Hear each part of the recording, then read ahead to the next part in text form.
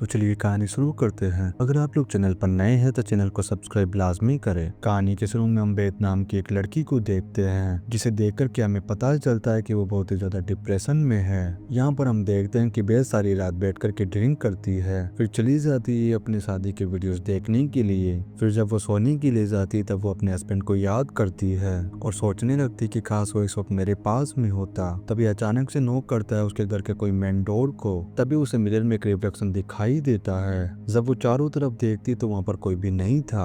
जब सुबह उसकी आंख खुलती है तो उसे लगने लगता है कि शायद रात को वो कोई सपना देख रही थी। और यहाँ पर हम देखते हैं कि बेथ एक प्रोफेशनल टीचर है और वह जल्दी से तैयार होकर के पहुंचती है अपने स्कूल में, क्योंकि आज स्कूल में पेरेंट्स मीटिंग थी। तभी उसके पास एक औरत आती है जो उसके स्टूडेंट की माँ थी। वो बेथ से कहती कि आखिर तुमने मेरे बेटे को सिगरेट क्यों दिया। तब बेथ उसे बताती कि उसने स्कूल के असाइनमेंट को पूरा नहीं किया था, इसीलिए उसे सिगरेट दिया गया था। ये सुनकर कि ये औरत कहती कि मेरा बेटा तो असाइनमेंट लेकर के आया था, लेकिन तुम खुद ही स्कूल नहीं आई थी। तब बेथ उसे सॉरी कहती है और उसके लड़के का भी ग्रेड कर देती है, लेकिन वो औरत तो अपने लड़के के लिए ग्रेड चाहती थी। तब बेथ उसे बताती कि लास्ट संडे मेरे हस्बैंड ने सुसाइड कर लिया था। ये सुनकर कि ये औरत चुप हो जाती है। इसके बाद अगले सीन में हम बेथ को देखते हैं जो अपने घर पर अपने हस्बैंड की डायरी को देख रही थी, जिसमें उसके हस्बैंड ने एक घर के स्केच को बनाया हुआ था जो कि एक लेक के पास था। यहाँ पर बेथ नोटिस करती कि उसने सारे रिवर स्केचेस भी बना रखे थे, जिसे देखकर के ऐसा लग रहा था कि जैसे कोई मिरर की इमेज हो।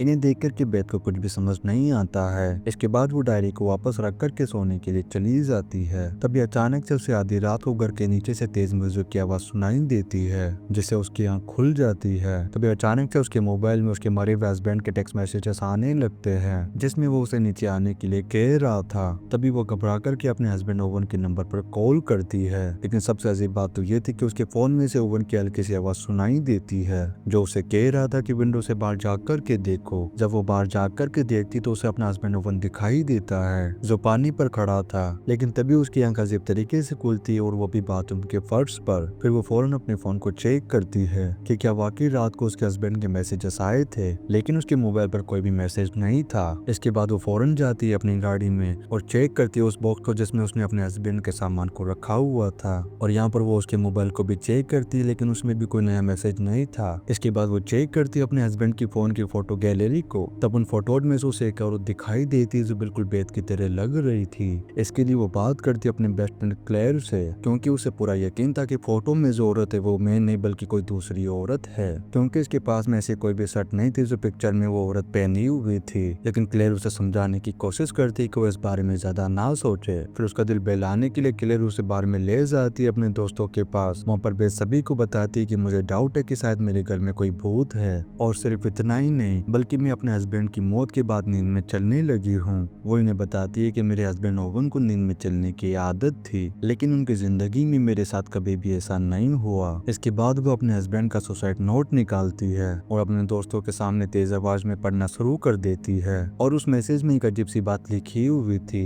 कि तुम्हारी बात बिल्कुल सही थी कि तुम्हारे पीछे कोई भी नहीं था, इसलिए तुम बिल्कुल सेफ हो। अब और कोई अजीब बात सुनने को मिले इससे पहले क्लेयर बेथ को अपने घर पर ले जाती है। घर पहुंचने के बाद बेथ क्लेयर को बताती है कि मैं अच्छी तरह से जानती हूँ कि क्या मतलब है सुसाइड नोट का। वो क्लेयर से कहती है जब मैं 17 साल की थी तब मेरा एक्सीडेंट हो गया था और मैं 4 मिनट के लिए मर गई थी। इससे उसे यकीन हो गया था कि मरने के बाद कुछ भी नहीं होता है, लेकिन ओवन उसकी बात पर यकीन करने के लिए बिल्कुल भी तैयार नहीं था। लेकिन इस सुसाइड नोट को देखकर कैसा लग रहा है कि ओवन अपनी जिंदगी के आखिरी लम्हों में इस बात को मान गया होगा। अब यहाँ पर बेथ तब तक क्लेयर के साथ ही रहती जब तक उसे नींद नहीं आ जाती है, लेकिन अचानक से घर के नीचे से आ रही तेज म्यूजिक की आवाज को सुनकर आधी रात को बेथ की फिर से आंख खुल जाती है। तभी उसे ओवन की हल्की सी आवाज सुनाई देती है जो उसे दरवाजा खोलने के लिए कह रहा था। अब जैसे ही वो दरवाजा खोलती है तभी बाहर उसे कुछ औरतें दिखाई देती है जो डरी और घबराई भी जंगल की तरफ भाग रही थी। जब बेथ उनके पीछे जाती है तभी वो 2 औरतों को देखती है जेल में छलांग लगाते हुए। तभी उसे एक तीसरी औरत भी दिखाई देती है जेल में कूदते हुए, लेकिन ऐसी बात यह थी कि उसे जेल की दूसरी तरफ से एक घर से रोशनी आती हुई दिखाई दे रही थी। तभी से अचानक से ओवन की आवाज सुनाई देती है जो इसे कश्ती में बैठने के लिए कह रहा था। अब जैसे ही वो कश्ती के करीब पहुंचती है तो वो देखती कि वो ओवन के खून से भरी हुई थी। ये देखकर के ये यहाँ से वापस जाने लगती है। तभी उसे डॉग पर खून से भरे हुए पैरों के निशान दिखाई देते हैं और पानी में भी हलचल होने की आवाज सुनाई देती है। तब वह आवाज लगा कर के कहती कि ओवन तुम वहाँ पर हो क्या। तभी वह उसे खून से भरे हुए पैरों के निशान दिखाई देते हैं अपनी तरफ आते हुए। जब वो उसके करीब आने की कोशिश करती है तभी उसे एक धक्का लगता है और वो पहुंच जाती है कश्ती के ऊपर। जब उसकी आंख खुलती तब वो अपने आप को कश्ती में देखती है पानी के बीचों बीच। फिर जब वो वापस जाने लगती है अपने घर की तरफ तो उसे अपने घर का उल्टा वर्जन दिखाई देता है और उसे अपने घर के अलग अलग कमरों में अपनी शक्ल की काफी सारी औरतें दिखाई देती हैं और ओवन भी उनके साथ में वहीं पर था। तभी अचानक से ओवन दबाने लगता है एक औरत के गले को। तभी वो औरत घबरा करके बाहर आ जाती है। जब बेद दरवाजा खोल करके करीब जाती है उसके तब वो अपने आप को देखती है सोफे पर लेटी हुई। जब सुबह होती है तो उसकी आंख खुलती है उसी सोफे पर और घर का दरवाजा भी खुला हुआ था, लेकिन बेद को कुछ भी समझ नहीं आ रहा था। फिर वो ओवन के लैपटॉप को खोलती है और पिक्चर देखना शुरू कर देती है। उसमें वो काफी सारी औरतों की फोटोज को देखती है जो बिल्कुल उसी की तरह लग रही थी। इससे अब इसे डाउट होने लगता है कि शायद ओवन के काफी सारी लड़कियों के साथ में अफेयर थे। अब इस पूरे मामले की छानबीन करने के बाद बेद फैसला करती है कि वो झील के उस पार जाएगी और उसे पूरा यकीन था कि उसे वो उल्टा घर मिल जाएगा जो कल रात को इसने देखा था। अब ऐसे ही जंगल में उस घर को ढूंढते हुए उसकी मुलाकात अपने पड़ोसी मेल से होती है। बेद जब उसे उस घर के बारे में पूछती है तब मेल उसे कहता है कि तुम्हें यहाँ पर कोई भी घर नहीं मिलेगा क्योंकि इस जमीन पर घर बनाने की परमिशन नहीं है। लेकिन फिर भी बेद आगे जाती है उस घर को ढूंढने के लिए। तभी उसे एक पेड़ पर स्क्रैच का निशान दिखाई देता है। तब वो कोशिश करती है पता लगाने की। तभी अचानक से उसकी नजर एक टूटे हुए घर पर पड़ती है जो दिखने में बिल्कुल उसके घर के जैसा था और वो बगैर सोचे समझे चली जाती है उस घर के अंदर। जब वो ऊपर जाती है तो उसे एक औरत की मूर्ति नजर आती है जिसकी पूरी बॉडी पर कांटे चुभे हुए थे। इसे देखने के बाद वो सीधे जाती है मेल के घर और वो इससे पूछती है कि क्या वो इस मूर्ति और उस घर के बारे में जानता है। तब मेल अपने बाप की कसम खा करके कहता है कि मुझे नहीं पता कि वहाँ पर कोई घर भी है, लेकिन मैंने ओवन को एक औरत के साथ में उस तरफ जाते हुए देखा था और वो बिल्कुल तुम्हारी तरह ही लग रही थी। फिर कुछ देर बाद ओवन मेरे घर पर आ गया था और उसने मुझे बताया कि मैं अपनी ख्वाहिशात से छुटकारा पाना चाहता हूँ। तब मुझे लगा कि ओवन अपने अफेयर की बात कर रहा होगा, इसीलिए मैंने उससे इस बारे में ज्यादा बात नहीं की और ना ही तुम्हें कभी बताया। मेल माफी मांगता है बेद से इस बात को छुपाने के लिए और उसे कहता है कि तुम आज से पॉजिटिव चीजों पर ध्यान दो। इसके बाद बेद वापस घर पर आती है और चेक करने लगती है उनकी चीजों को। तभी उसे एक किताब मिलती है जिसमें जादू टोने के बारे में लिखा हुआ था।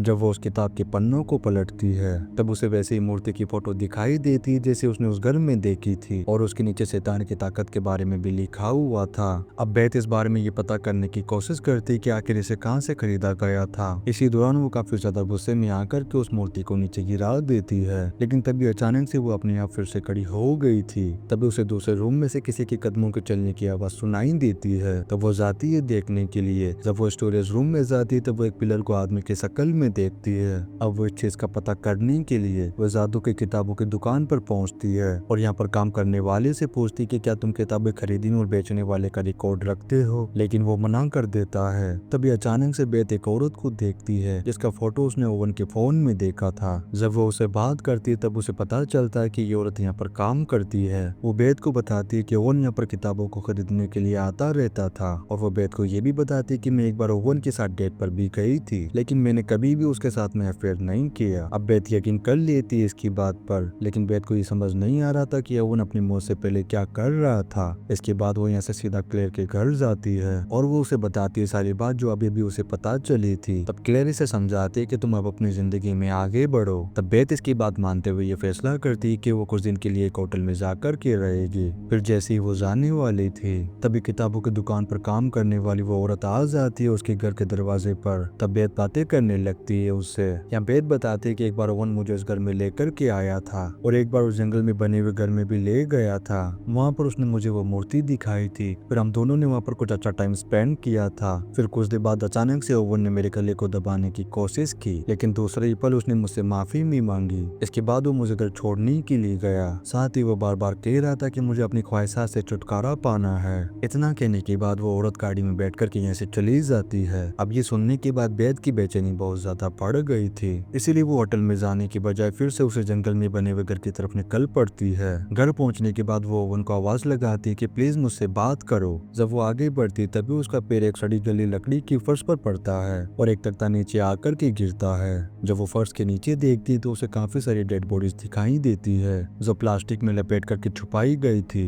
इन डेड बॉडीज को देख करके बेद बहुत ही बुरी तरीके से घबरा गई थी और सोचने लगती कि शायद ये कहीं वही औरतें तो नहीं है जो मेरे सपनों में अक्सर आया करती थी। अब घबरा कर भागते वो वापस अपने घर की तरफ। फिर वो क्लेयर को कॉल करने की कोशिश करती है लेकिन वो कॉल नहीं उठाती है, इसीलिए वो सारी बातें एक मैसेज में लिख करके सेंड कर देती है। इसके बाद जब वो शावर ले रही थी तभी उसे फिर से अपने घर में तेज म्यूजिक की आवाज सुनाई देती है। तभी वो उसे देखने के लिए जाती है। जैसे ही वो उस म्यूजिक के करीब पहुंचती है तभी वो बंद हो जाता है। अब यहाँ पर वो ओवन को आवाज लगाती है और फिर रोने लगती है फूट फूट कर। दरअसल वो उसे बहुत ज्यादा मिस कर रही थी और वो उसे बात करना चाहती थी। तभी उसकी नजर पड़ती है मिरर पर जिस पर लिखा हुआ था कि मैं यहाँ पर हूँ। जब वो आगे जाती है तभी उसे दरवाजे के पास पानी से भरे हुए भीगे पैरों के निशान दिखाई देते हैं। इसके बाद वो अपने हाथों को आगे बढ़ाती है हवा में। हैरत की बात तो ये थी कि वो अपनी बॉडी पर भी किसी को महसूस कर रही थी। अब वो उसे गले लगाने के लिए आगे बढ़ती है। ओवन भी उसे गले लगा लेता है लेकिन वो उसे बिल्कुल भी नजर नहीं आ रहा था, बट वो उसे महसूस हो रहा था।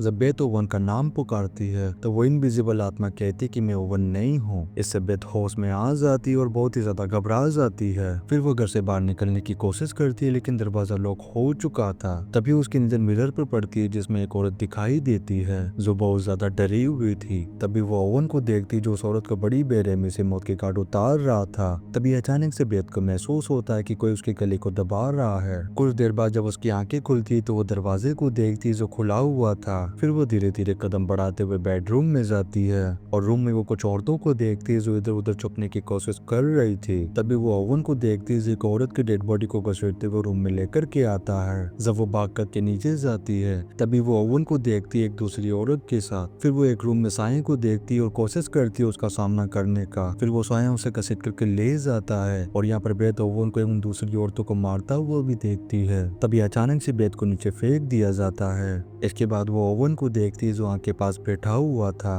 और बेथ उसकी गोद में सर रख करके सो रही थी। तभी वो आदमी बेथ से कहता है कि मैं ओवन नहीं हूँ, मैं वो हूँ जिसे तुमने कार एक्सीडेंट के बाद मरते हुए देखा था और तब से ही मैं तुम्हारा पीछा कर रहा हूँ। वो बेथ को बताता है कि मैंने ओवन से कहा था कि वो तुम्हें मौत के घाट उतार दे ताकि तुम्हें भी हमारी दुनिया में लाया जा सके, लेकिन ओवन ने मेरी बात नहीं मानी और उसने जंगल में एक उल्टा घर बना लिया। फिर तुम्हारी जैसे दिखने वाली औरतों को मारा ताकि मुझे वो धोखा दे सके, लेकिन मुझे इस चीज का पता चल गया था। तभी वो औरत ओवन की गोद में जो सर रख करके सो रही थी अचानक से जागती है और घर के बाहर भागने की कोशिश करती है, लेकिन उस आदमी की आत्मा उसे पकड़ लेती है और गला घोटने की कोशिश करती है उसका और वो उसकी बॉडी को उसी मूर्ति की तरह मोड़ देता है जिससे बेथ बेहोश हो गई थी। अगले दिन क्लेयर बेथ के घर आती है उसे मिलने के लिए। दरअसल बेथ मौत के बाद वाली जिंदगी में जा चुकी थी। वो एक कश्ती में उस आदमी की आत्मा के साथ थी जो ओवन के शक्ल में बैठा हुआ था। वहीं क्लेयर बेथ को देखने के लिए भागती है जेल की तरफ। तभी उसे बेथ दिखाई देती है जो एक कश्ती में पड़ी हुई थी और वो उसे आवाज लगाने लगती है।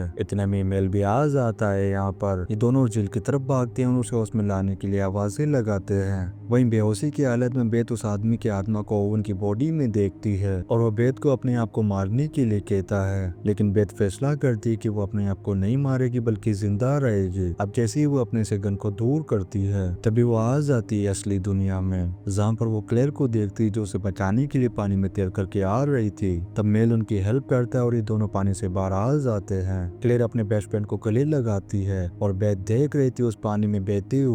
मेल कहता है कि क्या देख रही हो, वहाँ पर कुछ भी नहीं है। तब बेथ भी कहती है कि हाँ वहाँ पर कुछ भी नहीं है। इस सीन के साथ एक आनेदार नाइट हाउस यहीं पर खत्म हो जाती है। वीडियो कैसा लगा आप लोग कमेंट करके लाजमी बताएं। अगर आप लोग चैनल पर नए हैं तो चैनल को सब्सक्राइब लाजमी करें। आप लोग वीडियो को like and comment share and subscribe लाजमी करें। मिलते हैं नेक्स्ट वीडियो में। Thank you.